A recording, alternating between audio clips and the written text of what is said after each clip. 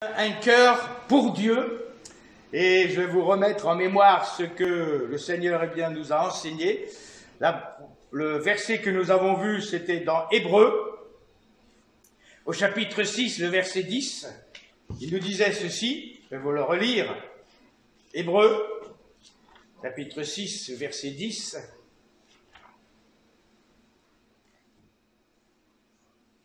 Dieu n'est pas injuste pour oublier votre travail et l'amour que vous avez montré pour son nom, ayant rendu et rendant encore des services aux saints. Nous désirons que chacun de vous montre le même zèle pour conserver jusqu'à la fin une pleine espérance, en sorte que vous ne vous relâchiez point et que vous imitiez ceux qui, par la foi et la persévérance, héritent des promesses. Et l'apôtre Paul, écrivait cela, n'est-ce pas, à cette église. Bien sûr, certains disent, on le sait si c'est Paul ou autre, mais bon, l'écrivain des Hébreux, conduit par le Saint-Esprit, dira ceci: Dieu n'est pas injuste pour oublier votre travail et l'amour que vous avez montré pour son nom. Et ce qu'il désire, c'est que nous gardions toujours ce même zèle pour conserver jusqu'à la fin la pleine espérance, afin que, nous ne nous relâchions point, mais que nous imitions. Pourquoi? Parce que, Dieu sait qu'au bout d'un certain temps, c'est vrai qu'on peut se relâcher. Et nous avons vu le premier exemple, car c'est vrai que quelles que soient les circonstances, quels que soient les modes de vie, quelles que soient les époques que le peuple de Dieu a vécu, a marché, Dieu était toujours là. Dieu n'abandonne pas ses bien-aimés, ses enfants. Et c'est vrai qu'aujourd'hui, il est encore celui qui veut agir, intervenir et se manifester. Alors, ce matin, quelles sont encore mes intentions? Quel est mon objectif? C'est vrai, là, Paul dira lui-même, tous ont pris, n'est-ce pas, le départ, mais ce qu'il faut, c'est arriver à l'arrivée. Et bien sûr, certains sur le chemin, auront des points de côté, s'arrêteront fatigués, peut-être déçus, et seront sur le bord du chemin. Mais, l'apôtre Paul dira, je cours vers le but, en vue de remporter le prix de la vocation céleste. Ce n'est pas parce que c'était Paul, avec son caractère, avec tout ce qu'il possédait, mais c'était le Saint-Esprit qui, lui donnait toutes les injonctions nécessaires pour affronter tous les problèmes, toutes les difficultés, toutes les tentations qu'il va, avoir. Et la Bible, nous montre que les Juifs, même ses amis, ne lui ont pas fait de cadeau. Mais Paul, toujours, se confiait en Dieu. Et quelles que soient les époques où Paul, a traversé, nous voyons une chose, c'est que le Seigneur, il pouvait le réconforter et lui dire: prends courage, je suis avec toi.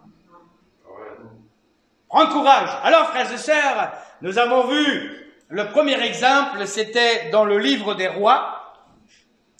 Et c'était, n'est-ce pas, un passage où, Dieu va intervenir d'une façon flagrante, puissante, et même mettre le roi dans une situation incompréhensible. Le jugement de Dieu. Un roi, nous l'avons vu, et je vais vous remettre en mémoire quelques passages, où Élie, le Tishbite, l'un des habitants de Galaad, vous savez que, c'est vrai, Dieu parle, et il parle tantôt d'une manière, tantôt d'une autre. Et dans cette situation d'Akab, et quand vous lisez le premier livre des rois, et nous voyons quoi? C'est que le peuple de Dieu s'est détourné. Mais il y avait toujours un reste. Il y avait toujours des hommes et des femmes qui étaient fidèles à l'injonction du Saint-Esprit à Dieu. Et là, Dieu va se servir de Élie. Élie veut dire « mon Dieu est l'Éternel ». Et Élie, le Tishbite, chapitre 17 du premier livre des rois, l'un des habitants de Galaad, dit à Akab: « L'Éternel est vivant, du Dieu d'Israël, dont je suis le serviteur, il n'y aura ces années-ci ni rosée ni pluie, sinon à ma parole. Le jugement, c'est comme si Élie se prenait pour Dieu. Ou, imaginez la situation, le roi est sur son trône, et là, un homme va s'approcher, il y a les gardes. Pourquoi viens-tu voir le roi? J'ai un message de la part de Dieu pour le roi. Ok, vas-y, passe. Et devant le roi, il ne va pas dire mon roi, il va dire voilà, ni rosée, ni pluie, sinon à ma parole, point à la ligne. Frères et sœurs, je peux penser, c'est que Élie, quand il avait reçu de la part de Dieu ce message, il a dit c'est pas possible, c'est incroyable, comment je vais faire? Mais Élie, mon Dieu est l'Éternel, avait mis sa confiance en celui qu'il servait. Et nous avons vu dimanche passé que Dieu n'abandonne jamais celui qui a mis sa main dans la sienne. On peut passer par des difficultés, par des tempêtes, par des problèmes. Mes frères et sœurs, au sein de la difficulté, au sein de la tempête, la voix de l'Éternel nous dira « Prends courage, je suis avec toi. Yes. » Prends courage. Bien sûr, s'il y a des choses que nous avons faites qui sont négatives, Dieu se tait. C'est pour cette raison, la Bible dit, si nous confessons nos péchés, il est fidèle et juste pour nous les pardonner. Et le sang de Jésus nous purifie de tout péché. Frères et sœurs, si nous gardons quelque chose qui est contraire à la volonté de Dieu, nous sommes vaincus. Mais si, eh bien, nous lui avons tout apporté, si nous sommes clean, et dans la difficulté, Dieu nous dira, je suis avec toi. Et cela devant les puissances de l'ennemi. Il n'aura rien à revendiquer, parce qu'au sein de la difficulté, il nous fera ressortir, alléluia, comme la Bible dit, l'épreuve de votre foi, plus précieuse que l'or périssable, est pour résultat quoi? La louange, la gloire, c'est ça. L'épreuve, c'est vrai que le diable veut nous mettre à l'épreuve, et aujourd'hui dans cette situation que le monde, frères et sœurs, traverse, combien ont perdu ce zèle, ont perdu cette foi, ont perdu cet attachement, sont à l'écoute des choses négatives. Mes frères et sœurs, certes nous sommes dans le monde, mais nous ne sommes pas du monde. L'Esprit de Dieu est en nous, alléluia. Dimanche passé, nous avons chanté ce cantique, nous sommes le temple du Saint-Esprit, amen. Est-ce que nous l'avons mis dehors, le Saint-Esprit, ou il est toujours en nous? C'est ça. Vous savez, le Saint-Esprit a la forme d'une colombe, hein? Et cet oiseau, eh bien, au moindre bruit, part. La moindre chose. Alors, la sentence est tombée. Seigneur, que va-t-il maintenant arriver? Pas de pluie ni de rosée, sinon à ma parole. Oh, Élie, tu te prends pour Dieu? Oh, hey, arrête, hein? Il est sorti, et Dieu va dire, voilà, au verset 2, la parole de l'Éternel fut adressée à Élie en ces mots, pars d'ici, dirige-toi vers l'Orient, et cache-toi près du torrent de Kérit, qui est en face du Jourdain, tu boiras de l'eau du torrent, et j'ai ordonné aux corbeaux, hein, de te nourrir là. Quand Dieu ordonne, frères et sœurs, les hommes se soumettent, et même les animaux. Oui. Quand Dieu te dit, sois fort, eh bien, c'est qu'il va te donner les injonctions pour que tu sois fort. Amen. Quand l'ange de l'Éternel était en train de regarder Gédéon battre du froment au pressoir, vous savez, souvent je me pose des questions, Dieu me regarde. Dans telle situation, qu'est-ce que je vais faire? Comment je vais agir? Alors c'est vrai, on essaie de se dépatouiller hein, par nous-mêmes. On se dit, mais je suis assez grand. Le diable nous dit, mais tu es assez grand, hein. Tu peux arriver. Hein. C'est vrai, il y a un combat qui se fait. Où nous sommes, excusez-moi l'expression, vous non, mais peut-être moi, orgueilleux, prétentieux. Je vais arriver seul. Je pourrais dire, mais tu vois, moi, dans ce problème-là, je suis arrivé seul. Vous savez, je vais prendre un exemple. Je ne suis pas bricoleur. Et si je bricole, avec les marteaux, c'est toujours, non pas sur le clou que je frappe, mais sur les doigts. Alors ma femme a dit, arrête, arrête, laisse tomber, tu demanderas à tes fils. Alors soit Jonathan, soit Timothée. À chaque fois, c'était toujours... Et des fois, bien, elle me dit, mais qu'est-ce que tu as fait? Mais qu'est-ce que tu as? Que veux-tu? Mais je suis gaucher. Ah! Et à des fois, je dois réparer. Je dis, mais comment je vais faire ça? Une fois, me dit, mais demande-moi. Alors je dis, Seigneur, donne-moi ta sagesse, ton intelligence pour que je puisse réparer telle et telle chose. Et frères et sœurs, quelques instants plus tard, il y a une pensée, et j'y arrive. Il m'a dit, t'es arrivé? Ah bah oui, hein? Oh bah ça c'est formidable. Mais je lui dis pas, j'ai demandé au Seigneur. Elle s'en doute, voilà. C'est vrai. Hein?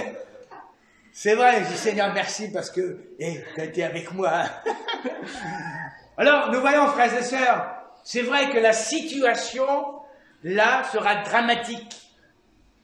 Il y avait de l'eau au torrent, mais au bout d'un certain temps le torrent s'est asséché. Les corbeaux, Dieu a dit maintenant, ben, ça suffit, maintenant hop, arrêtez d'être des messagers de nourriture, hein? Le frigo, maintenant, je le ferme. Et Élie se posait peut-être des questions. Mais que se passe-t-il? C'est que Dieu va lui dire, voilà, au verset 6, hein, lève-toi, va à Sarepta, qui appartient à Sidon, et demeure-y. Voici, j'ai ordonné, vous voyez, Dieu ordonne aux animaux, à cette femme veuve. Dieu prend toujours les choses faibles pour confondre les fortes. Toujours. Ce n'est pas par ta force, mais c'est par mon esprit, dit l'Éternel. Seigneur, je ne veux compter que sur ta force. C'est vrai qu'il faut eh bien, mettre notre être en mouvement. On ne va pas être assis en disant, eh bien Seigneur, maintenant j'attends. Non. J'ai ordonné à cette femme veuve, eh bien, de te nourrir. Alors c'est vrai que Élie va être à l'entrée de la ville et il voit une femme veuve. Vous connaissez l'histoire, le temps passe. Le programme de cette femme était de ramasser quelques brindilles de bois, de faire un petit feu et de ce qui lui restait un peu de farine, un peu d'huile, faire un petit gâteau, manger et attendre la mort. Le programme de cette femme, c'était la mort. Mais Dieu va changer la mort à la vie. Alléluia! Amen. Parce que Dieu est le Dieu des circonstances. Amen. Amen. C'est lui qui tient le monde dans ses mains. Et frères et sœurs, s'il tient le monde dans ses mains, il te tient toi, qui es une de ses créatures, de ses bien-aimés. Parce qu'il a payé pour toi. Alléluia! Cette femme ne va jamais s'imaginer ce que Élie va lui demander. Jamais. Elle était pour ramasser quelques brindilles, faire un feu, rentrer, fermer la porte de sa maison et se nourrir et attendre la mort qui tout doucement fera son œuvre. Mais Dieu change les situations, les circonstances. Dieu change. Mais bien sûr, au travers de son serviteur, Dieu va lui demander de mettre en action sa foi. Parce que, frères et sœurs, nous sommes sauvés par la foi. Nous sommes sauvés non pas par nos œuvres, par notre intelligence, tout ce que nous pouvons avoir, mais nous sommes sauvés par la foi. Et c'est la foi qui honore Dieu. Alors bien sûr, souvent on dit, mais je n'ai pas une grande foi. Souvent, quand je fais des visites, ici, hein, Certains frères et sœurs disent, mais frère, moi j'ai pas une grande foi comme celui-ci ou comme cette sœur-là. Non, on fait souvent des graphiques. Hein. Ah, ce frère-là, il a une foi comme ça. Oh, celui-là, il a une... Non! Regarde à celui qui t'a sauvé.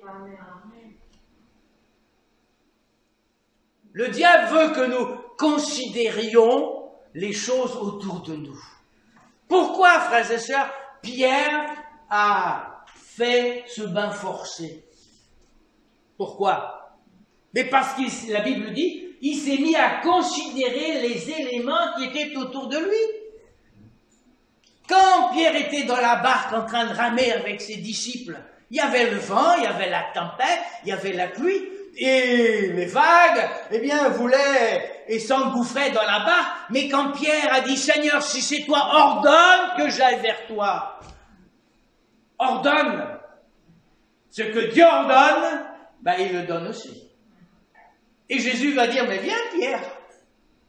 Imaginez les autres disciples. Pierre lâche les rames et tout le monde sont en train de ramer. Et Pierre, qu'est-ce qu'il fait? Il lâche les rames et il va enjamber la barque et il va marcher sur les flots qui montent, qui descendent et le vent qui souffle. Et il avance, mais tant qu'il regarde vers Jésus qui lui s'approche, il avance. Mais c'est au moment où il s'est mis à considérer, regarder autour de lui, c'est là qu'il commence à s'enfoncer. La Bible dit, ayant les regards sur celui qui est le chef et le consommateur de notre foi. Qui est ton chef? Ton moi? Bon, moi, ce que je suis, moi, ce que je pense, moi, ce que je dis? Non. C'est lui. C'est lui le grand patron. Amen. Alors, mon frère, ma sœur, Élie va dire, voilà, ce que tu as, c'est très bien. Mais fais d'abord pour moi un petit gâteau, une boulette de pain. Nous voyons quoi? Nous avons vu dimanche, farine, l'image du pain de vie qui est Jésus, l'huile, l'onction. Amen. Elle avait tous les ingrédients, frères et sœurs. Et Dieu voulait multiplier. Amen. Alors elle aurait pu discuter en disant, oh, ce prophète, hein, oh là là, tu connais ma situation, moi je suis veuve, j'ai pas d'allocation familiale, j'ai personne, hein, je suis pas comme ici, j'ai pas le RSA, j'ai rien. Moi regarde, maintenant c'est terminé, j'attends la mort. Elle le dit, elle est clean, elle ne cache pas. Elle ne cherche pas des détours, elle est vraie. Dieu honore toujours la vérité. Toujours. Et quand nous sommes vrais, alors Dieu prend toujours notre défense. Alors bien sûr, on ne sait pas dans quel état d'esprit cette femme a fait ses boules de gâteaux, de pain, tout ce que vous voulez. Mais elle les a fait. Ça vous arrive pas, vous, à murmurer? Hein? Ça, si, faut être vrai. Oh, encore ça. Oh Seigneur, tu me demandes encore ça. Oh, il faut encore prier. Seigneur, moi j'ai autre chose à faire. Non. Plus tard. Et plus tard n'arrive jamais. Elle l'a fait. Et imaginez que peut-être elle est à l'extérieur de la chaumière, on ne sait pas. Mais on peut imaginer qu'il est derrière et à l'extérieur il prie. Seigneur, tu bénis cette femme, tu bénis ce petit enfant, tu les bénis, tu bénis. Et elle, en faisant, pétrissant avec le feu, et quand c'est cuit, elle va l'apporter. Et qu'est-ce qu'il dit la Bible? C'est que durant toute la sécheresse, elle avait de quoi manger, elle, lui et son fils. Il y avait la bénédiction de l'Éternel et il ne l'a fait suivre d'aucun chagrin. Frères et sœurs, Dieu ne regarde pas votre passé pour décider de votre avenir, non. À ses yeux, vos gènes même physiques ne l'empêchent pas, frères et sœurs, de vous apporter les gènes spirituels. Alléluia. Parce qu'il est le Dieu du renouvellement. Amen. Oui. Alors, frères et sœurs, n'ayons pas peur de faire les choses que Dieu nous demande. N'ayons pas peur. La Bible dit quoi? C'est que Dieu n'est pas injuste pour oublier le travail. Et nous avons un autre exemple dans l'évangile de Jean, ce petit garçon qui n'avait que 5 pains et 2 poissons. Mais quand vous lisez, vous lirez chez vous, c'est dans l'évangile de Jean chapitre 6, Jésus voulait mettre à l'épreuve pour les éprouver les disciples. Jésus sait toujours ce qu'il fait. Toujours. Alors imaginez un moment cette foule qui est là. Imaginez, frères et sœurs, que le Seigneur aurait envoyé aujourd'hui de nombreuses personnes nouvelles. Toutes les chaises sont prises. Qu'est-ce que vous feriez? Merci Seigneur. Hein? On ouvre les portes, on met tout le monde dehors, et moi je prêche dehors. Ben oui, à l'extérieur. Distanciation, même si ça va jusqu'à la rue. Qu'importe.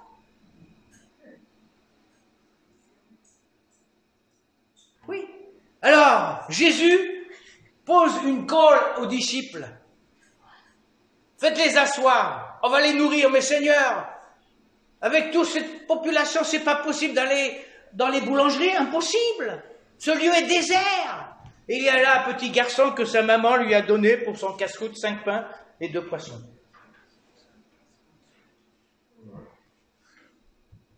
Et il entend peut-être les discussions de Philippe, de Matthieu, de Luc, de Judas. Judas, combien tu as dans ta bourse? Hein, parce que c'était le trésorier. Bah, il n'y a pas beaucoup, hein. Qu'est-ce qu'on va faire? Et le Seigneur nous demande de les nourrir, de les faire asseoir. Le Seigneur prend toujours, frères et sœurs, en compte sa créature, ses brebis qui étaient sans berger. Et plus que cela, c'est qu'il voyait que leur force physique, eh bien, ça me nuisait. Ils avaient faim. Et eux, eh bien, sont dans le plus grand désarroi. Et il y a un petit garçon qui peut-être va tirer le bras de Pierre.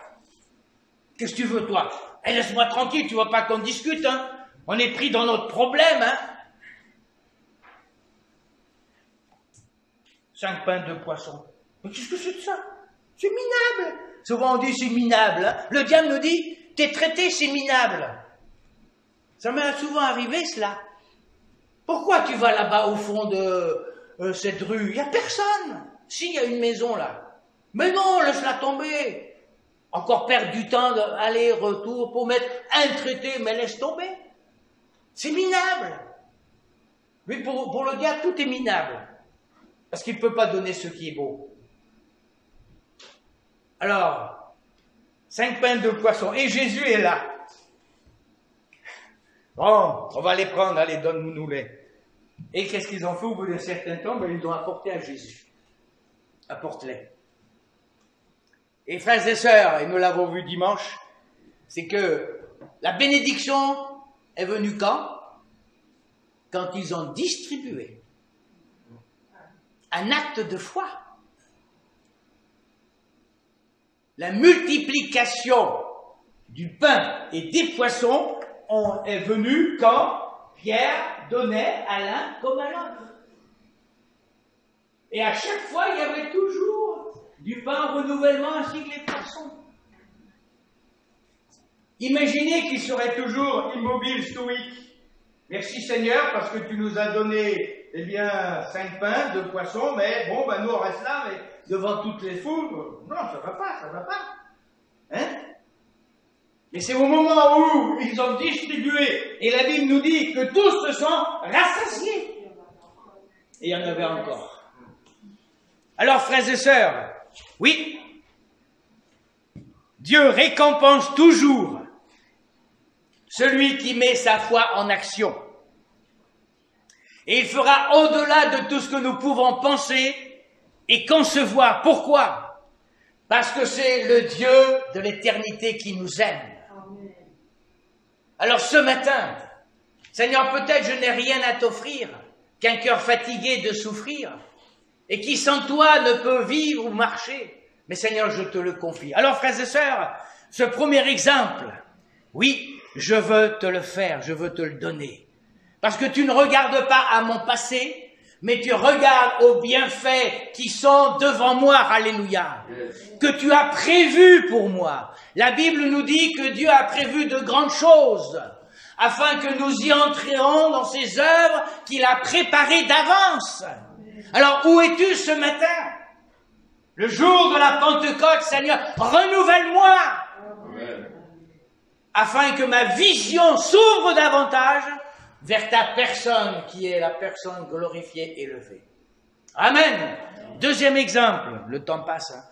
Nous allons voir là, c'est Anne. 1 Samuel.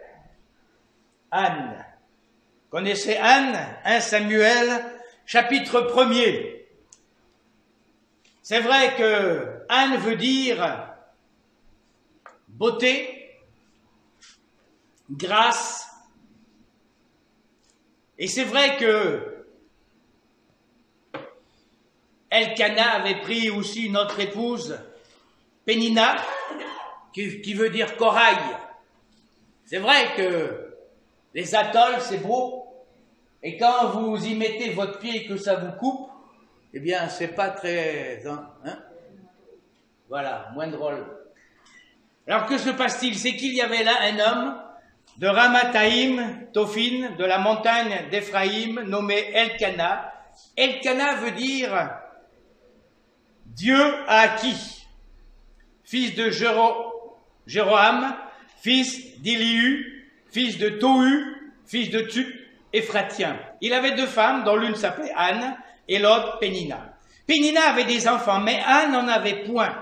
Chaque année, cet homme montait de sa ville à Silo pour se prosterner devant l'Éternel des armées et pour lui offrir des sacrifices. Là se trouvaient aussi les deux fils d'Élie, Ophni et Phiné, sacrificateurs de l'Éternel. Le jour où Elkana offrait son sacrifice, il donnait des portions à Pénina, sa femme, et à tous les fils et à toutes les filles qu'il avait d'elle. Mais il donnait à Anne une portion double, car il aimait Anne, que l'Éternel avait rendue stérile. Sa rivale lui prodiguait les mortifications pour la porter à s'irriter de ce que l'Éternel avait rendu stérile.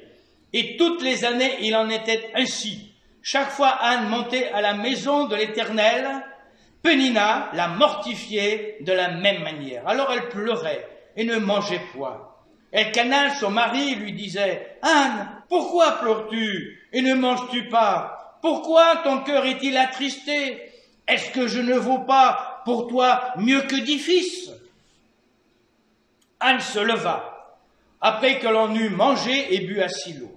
Le sacrificateur Élie était assis sur un siège près de l'un des poteaux du temple de l'Éternel. Et, l'amertume dans l'âme, elle pria l'Éternel et versa des larmes.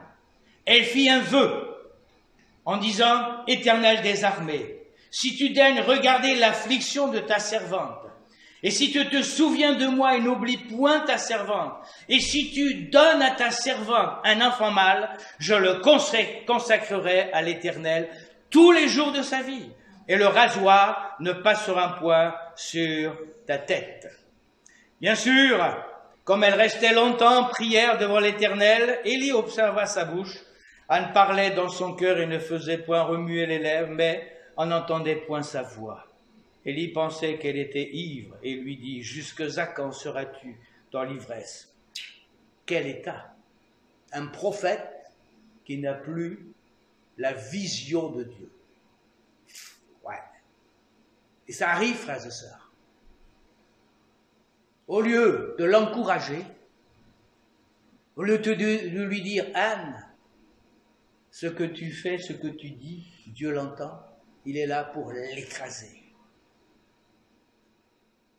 Alors bien sûr, elle lui dira « Non, mon Seigneur, je suis une femme qui souffre en son cœur, et je n'ai bu ni vin, ni boisson enivrante, mais je répondais mon âme devant l'Éternel. Ne prends pas ta servante pour une femme pervertie, car c'est l'excès de ma douleur et de mon chagrin qui m'a fait parler jusqu'à présent.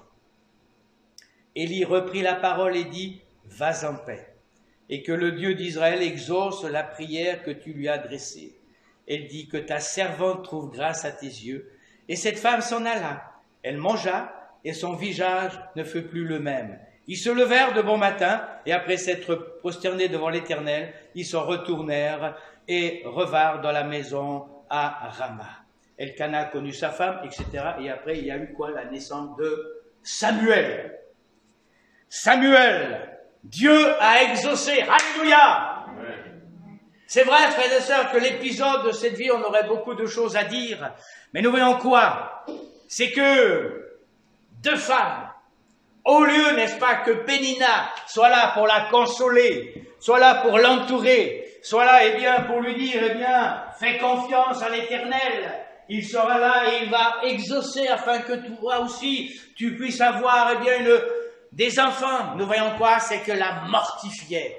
Elle était là, n'est-ce pas, pour qu'elle puisse avoir de la rancune contre Dieu. Frères et sœurs, que jamais le peuple de Dieu ne connaisse cela. Soyons des hommes, des femmes, des chrétiens qui sont là pour entourer. Soyons, frères et sœurs, ceux et celles qui sont là pour fortifier, encourager. Pour bénir, la Bible dit, bénissez, ne maudissez point. Et nous voyons quoi? Eh bien, c'est que Pénina était là. Et Anne toujours, eh bien, se confiait en l'Éternel. C'est vrai que Elkana aimait Anne et lui donnait une double portion, mais ce n'est pas cela qu'elle voulait. Ce n'est pas cela. Les choses terrestres ne peuvent, frères et sœurs, remplir le cœur. La Bible dit, la convoitise de ce monde passe. Tout passe. Jésus lui-même dira, que servirait-il à un homme de gagner le monde entier s'il fait la perte de son âme? Oui, ce qu'elle voulait, eh bien, c'est avoir, n'est-ce pas, un fils ou une fille. Et nous voyons, eh bien, que Dieu l'a rendu stérile, mais Dieu va intervenir. Dieu va agir d'une façon extraordinaire. Et là, bien sûr, le moment est arrivé où elle va se présenter devant l'Éternel. Elle va se présenter devant celui qui voit, devant celui qui sonde les cœurs et les reins, devant celui qui entend, devant celui qui va agir. Oui, Dieu voit, Dieu entend et Dieu agit. Amen. Dans 2 Rois, frères et sœurs, au chapitre 20, nous pouvons lire cela. 2 Rois, chapitre 20, verset 4.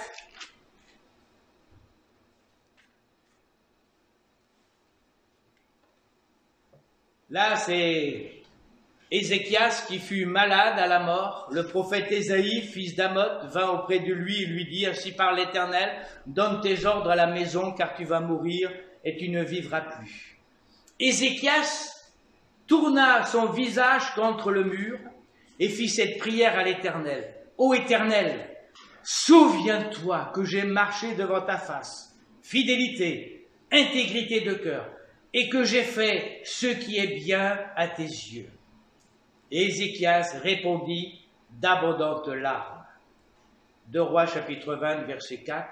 Ésaïe qui était sorti n'était pas encore dans la cour du milieu lorsque la parole de l'Éternel lui fut adressée en ces temps. Retourne et dis à Ézéchias, chef de mon peuple, ainsi parle l'Éternel, le Dieu de David ton père, j'ai entendu ta prière, j'ai vu tes larmes, voici je te guérirai le 3e jour, tu monteras à la maison de l'Éternel, j'ajouterai à tes jours 15 années, et je te délivrerai, toi et cette ville, de la main du roi d'Assyrie, je te protégerai, etc., etc.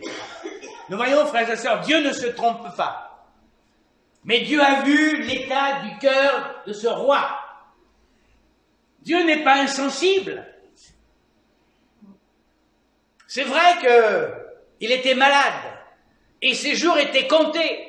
Mais ne l'oublions pas, c'est que Dieu, frères et sœurs, tient nos destinées dans sa main. Alléluia! Il tient ta vie dans ta main, dans sa main. Et s'il ne coupe pas le fil, tu seras là. Tu peux passer par monts et vallées. Combien de frères et de sœurs ont passé par des problèmes, des difficultés, des épreuves, des maladies, et sont encore là. Pourquoi? Parce que c'est l'Éternel qui les garde et les tient debout. Amen. Et frères et sœurs, oui, Dieu a vu, a entendu et agi. Et ce matin, Dieu veut encore faire la même chose. Là, dans le temple, il y a cet homme Élie. Il aurait pu la réconforter, mais autre chose. Mais elle lui a dit, non, non, non, non, non, tu fais fausse route. C'est vrai que je suis stérile, mais Dieu a vu son cœur, et s'est ouvert, et lui a tout dit. Et frères et sœurs, nous voyons que Anne va dire des choses extraordinaires, merveilleuses. Elle dira ceci, et comme nous l'avons lu dans ce livre de Samuel, elle pria l'Éternel, versa des pleurs, elle fit un vœu en disant, Éternel des armées, si tu daignes regarder l'affliction de ta servante, si tu te souviens de moi et n'oublie point ta servante, si tu donnes à ta servante un enfant mâle, je le consacrerai à l'Éternel tous les jours de sa vie. Elle fit un vœu. Dans le livre de l'Ecclésiaste, frères et sœurs, au chapitre 5, il y a un point très important que souvent, nous mettons de côté, mais qui ont toujours une importance capitale. La Bible dit, Ecclésiaste 5, verset 3, lorsque tu fais un vœu à Dieu, ne tarde pas à l'accomplir, parce que Dieu n'aime pas les insensés. Accomplis le vœu que tu as fait. Mieux vaut pour toi ne point faire de vœu que d'en faire un et de ne pas l'accomplir. Ne permets pas à ta bouche de faire pécher ta chair et ne dis pas en présence de l'envoyé que c'est une inadvertance. Inadvertance veut dire défaut d'attention. Pourquoi Dieu s'irriterait-il de tes paroles? Frères et sœurs, la parole de Dieu, elle est oui, amen. C'est vrai que souvent, nous devons nous remettre d'aplomb, piqûre de rappel. Elle fit un vœu, et Dieu aime les vœux. Et déjà, dans le livre des Nombres, Dieu pourra dire à son peuple, Nombres, au chapitre 30,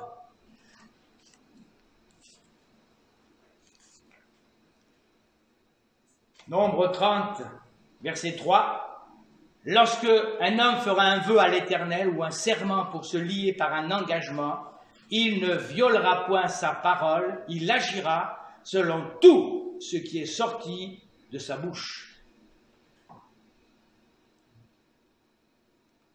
Dieu est précis. C'est vrai que Dieu est Dieu. Nous sommes des humains. Bien sûr, fils et filles de Dieu. Et là, elle fit ce vœu et elle va y tenir. Dieu sait son cœur. Un cœur qui est dans la peine, un cœur qui est dans la souffrance, un cœur qui ne va pas aller dans la direction, n'est-ce pas, comme Pénina, à critiquer, à penser, à maudire, mais elle sera cette femme de Dieu, qui va s'attendre à l'Éternel. Et même l'homme de Dieu qui va, au lieu de l'encourager, l'enfoncer, elle dira non. Pour dire non, pasteur, ou non, frère ou sœur, tu te trompes. Je suis quelqu'un qui souffre. Alors bien sûr, il va se racheter en disant que l'Éternel te bénisse. Mais déjà, Dieu l'a béni. Alléluia. Et quand Dieu bénit, frères et sœurs, il bénit abondamment. La Bible dit, nous avons tout pleinement en Jésus-Christ. Et ça, c'est une réalité. Oui.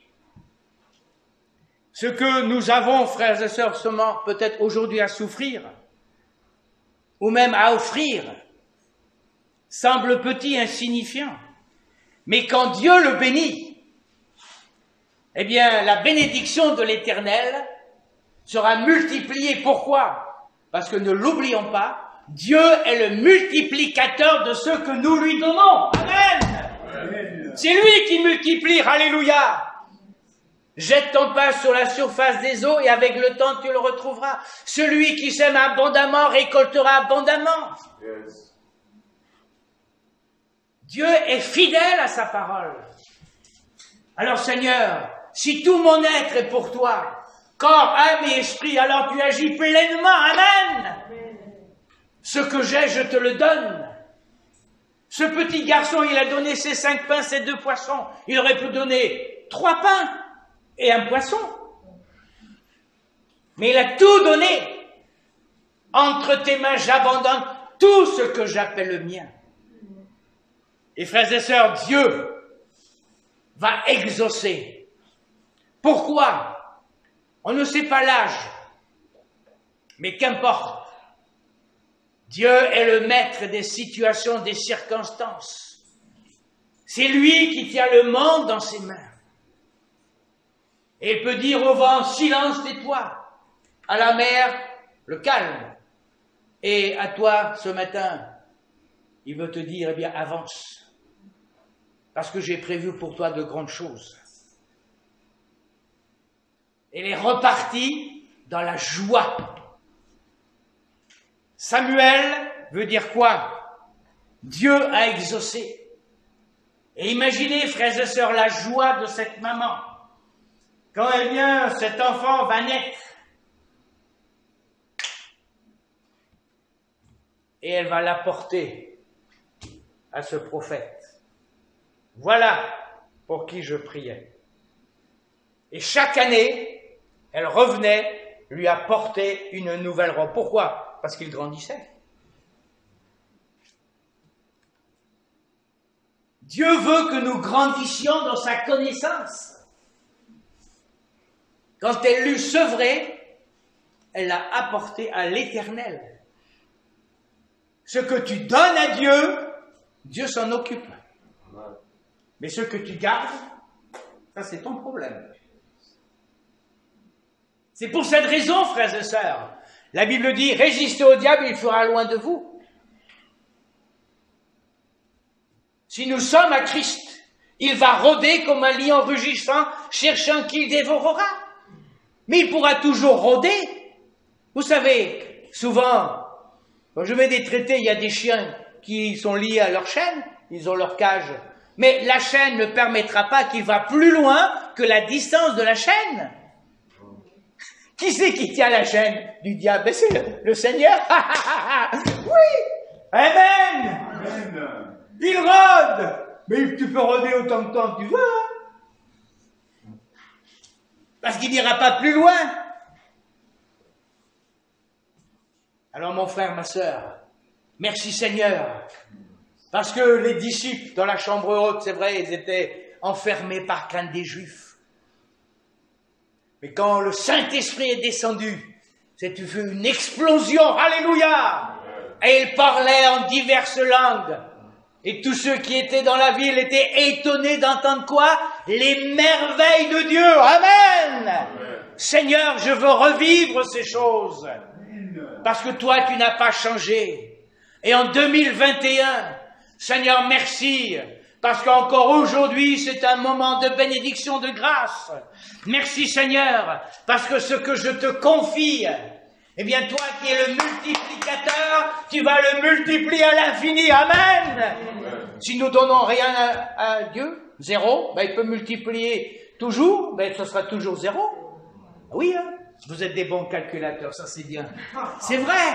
Alors mon frère, ma sœur, Seigneur, oui, agis. Et je te bénis, parce que jour après jour, comme eh bien ce garçon il a grandi, sa mère lui apportait, je peux m'imaginer que toute cette année elle fricotait, n'est-ce pas, et elle mettait tout son cœur. Frères et sœurs, la Bible dit que les anges désirent plonger leur regard. Vous savez que les anges nous regardent.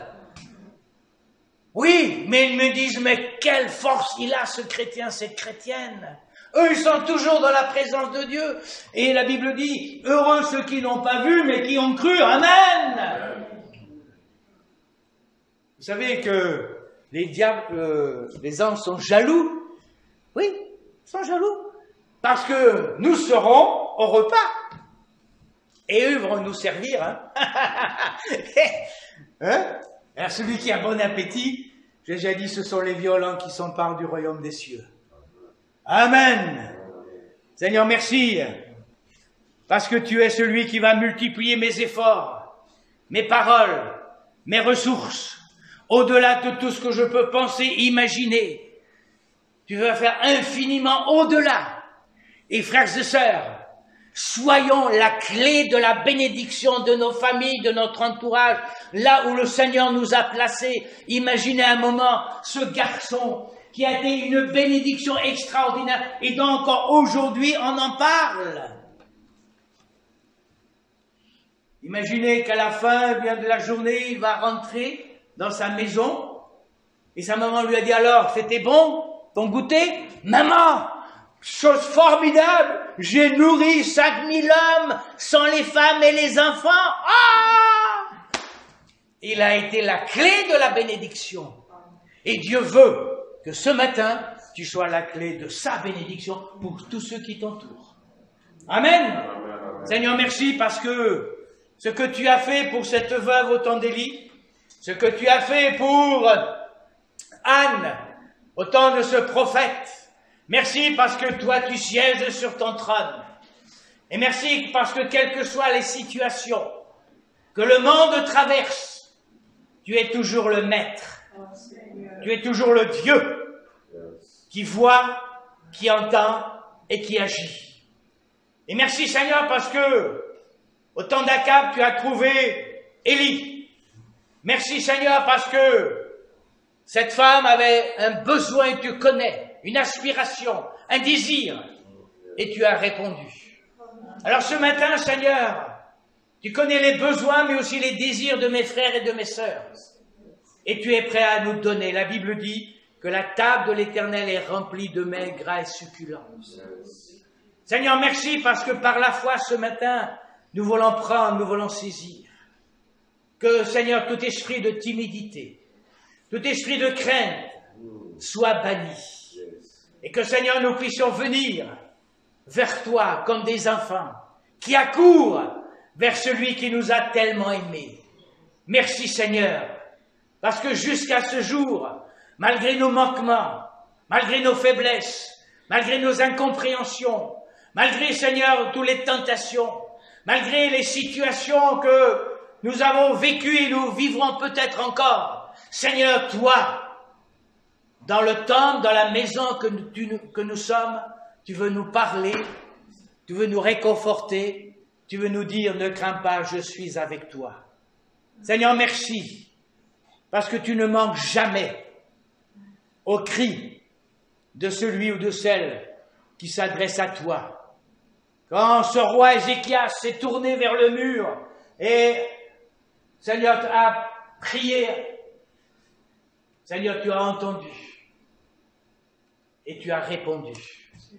Alors ce matin, Seigneur, merci parce que nos cœurs sont ouverts, notre esprit est ouvert, notre âme est ouverte. Agis. Seigneur, merci parce que tu veux faire au-delà de tout ce que nous pouvons penser et concevoir. Et ce matin, Seigneur, dans l'unité de la prière, comme Anne, nous voulons t'apporter notre sœur Barbara. Je veux t'apporter ma sœur aussi Hélène. Je veux t'apporter aussi ceux et celles qui peut-être, Seigneur, sont sur des lits de souffrance. Seigneur, tu connais chaque cas particulièrement. Seigneur, agis maintenant. Que la bénédiction de l'Éternel descende dans ces vies. Que tout ce qui est négatif soit brûlé par le feu du Saint-Esprit. Que toute chaîne soit rompue. Alléluia. Seigneur, merci. Parce que à la croix du Calvaire, tu as tout accompli. Et que cette semaine qui va s'ouvrir Seigneur, soit une semaine de bénédiction, de gloire. Une semaine où nous verrons la gloire de l'Éternel se manifester. Parce que là où tu es, Seigneur, c'est le ciel sur la terre. Amen. Là où tu es, Seigneur, c'est la gloire. Et je te bénis, parce que, Seigneur, nos vies sont dans tes mains. Que la bénédiction de l'Éternel soit aussi sur notre frère Didier et sa famille. Amen. Seigneur, étends tes mains. Tu connais chacune des situations. Et merci parce que tu es ce Père aimant, compatissant. Seigneur, merci parce que tu sais toi-même parler au cœur. Et tu le dis toi-même quand un malheureux crie, l'Éternel entend. Seigneur, merci parce que tu connais aussi les larmes, les souffrances. Seigneur, agis. Au-delà de tout ce que nous pouvons prononcer comme parole, mais que ta parole, qui est esprit vie, Seigneur, apporte le baume dont ils ont besoin, Père, dans le nom de Jésus. Dans le nom de Jésus.